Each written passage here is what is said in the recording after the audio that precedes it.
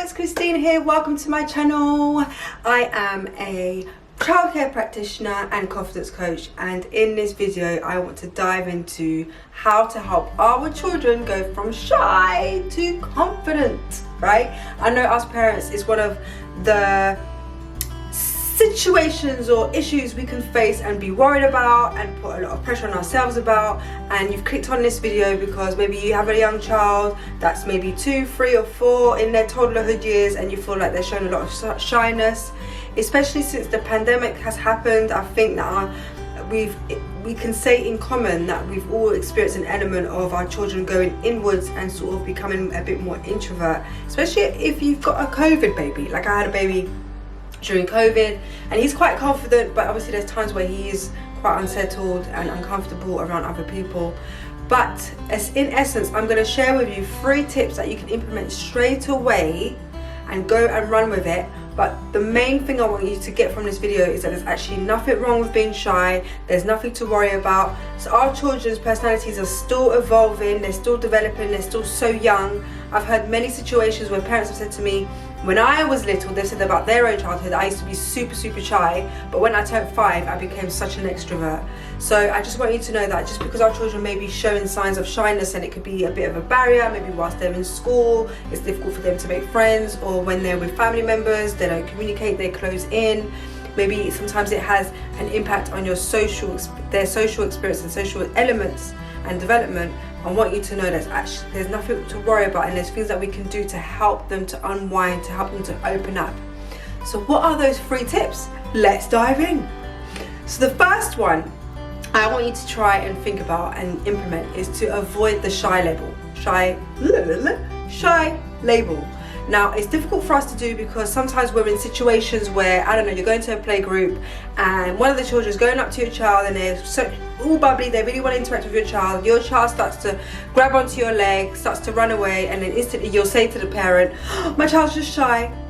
We need to be it's innocent, but we need to be very careful that and be aware that when we give our child a label, it can become a self-fulfilling prophecy where the child can hide behind that label, and literally it becomes more ingrained in their personality to be the shy one.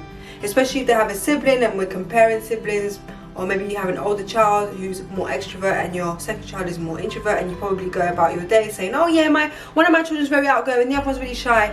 That's literally, once they hear that, it's going to be programmed into their minds to become more of a self-fulfilling prophecy. So if we could take that language out of our dialogue, that would really help set us up for success when it comes to helping them just be who they are, helping them come out of their own shell in their own time without feeling like they're already being labelled as the shy one. So thumbs up if you agree with that. If you like that one, leave a thumbs up and listen up for tip number 2. Tip number 2 is to avoid speaking for them. So what do I mean by that? We want our children to start to sort of feel comfortable within the uncomfortable situation. So say for example, again, you're going to a play group or you're going to visit grandma, grandpa, and your grandma, your mum or their grandma has asked them to play the piano and they really don't want to, and they get all shy and they start to retreat. They don't want to play piano that they've been learning lessons for. So you may say to your mum, oh yeah, she's just being shy, don't worry, just give her a moment.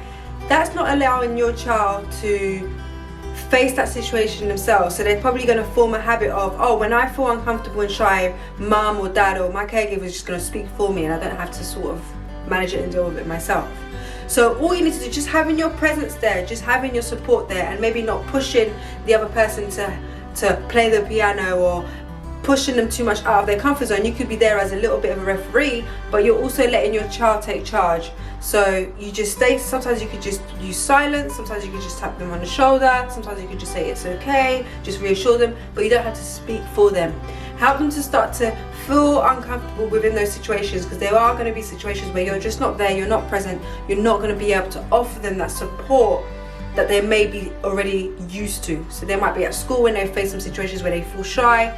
They need to start to feel okay with the discomfort of that, so that they can slowly start to overcome it, and it starts to feel comfortable. So when it comes to coming out of our comfort zone, at first we feel uncomfortable, it feels terrible, and then eventually, because we're diving in and we're allowing it to be, and we're managing those situations, it starts to feel okay and less scary. So that's what we want to create for our children.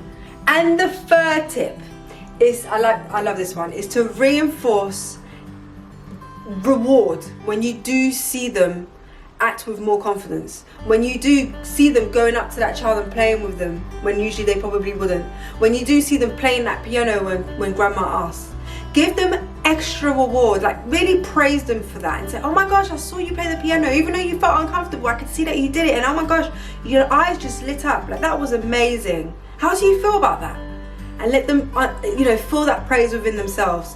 And then when there are situations where they are retreating, they're not wanting to interact with anyone else, they're hanging onto your leg, they're crying, they're running away, make them feel okay. We don't want to create a power struggle where we're the ones, when we think about it, we're the ones that sort of pushing them to be someone that they're not. We're pushing them to be extroverts, we're pushing them to communicate and make friends and do certain things and not be shy. If we're doing that, if it feels like we're pushing them, then they're likely to retreat and push back, because they're just going to feel like, well, you're forcing me. No one wants to be forced to do things, so they're just going to push back. So if we make them feel it's okay it's okay you don't want to play with your friend right now, it's okay that you don't want to play the piano right now, that's okay. When you're ready, I'm here. So give them that opportunity to feel safe within how they're feeling in that moment. And it's always just in that moment. How they're feeling, what they're showing is not who they are. They're more than just their shyness. So we want to make them feel like they're so much more than that. And it's okay that sometimes we have our off days. If you think about it, sometimes there's days where you feel shy. Maybe at work, you don't want to do a presentation. You feel nervous about it. Maybe there's situations where you're going to a social event, you're going to a party and you're feeling a little bit shy. Like we all feel it sometimes in our day-to-day. So we need to show some empathy for our child who's literally just grown up in the world and discovering the world as with fresh eyes. Okay, so ultimately with these tips, what I want you to really gain from it is that we don't want to label our children as shy. We want to let go of that label, and we just want them to grow into who they are, let them find their feet, focus on reinforcing those behaviors when they are showing more confidence in areas. And then say, for example, your child shows a lot more confidence when they're drawing or when they're singing or when they're dancing at home. Really reinforce that behavior so that they can start to adapt that into their everyday lives, because they are going to show you signs where they are feeling more confident. If maybe they love to read stories to you, maybe they love to play piano to your partner, or at home to their siblings, like really reinforce that, and then eventually it will grow out to other people, members of the public. And obviously, I don't think any parent wants our children to just go and run to strangers and just speak to them and give them our address. Like, we don't want children to be that comfortable to be able to do that, because it could, there's boundaries, it could get dangerous. But obviously with time, with these tips that I've shared, you will see some results.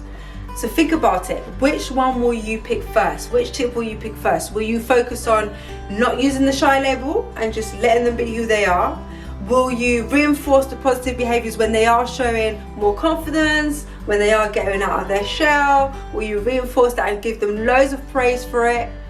Or will you try to make them feel okay with being shy in that moment, with being uncomfortable and not wanting to interact? Will you make them feel safe?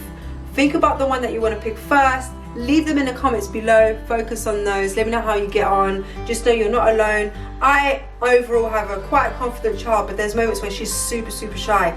She goes to ballet lessons, and there's a point within the ballet lesson when we can come in and watch them perform. My child never lets me. She goes into the playroom instead. She doesn't want to be seen. She gets really shy. So sometimes shyness can show up in different areas of their lives. It's not necessarily there every single day, but if it is happening where it's impacting on their everyday lives, or it's really impacting on their mental health, or it's impacting on their intellectual development as they get older, then we can think about maybe getting some specialist support. But otherwise, it is completely normal, completely part of normal development, and I just wanted to reassure you of that. And so I will leave you with that. I hope you enjoyed it and found it useful. Stay tuned for the next video next Sunday. I wish you an amazing rest of the week, evening or day, depending on when you watch this video. Stay tuned for more videos like this, and I will see you soon.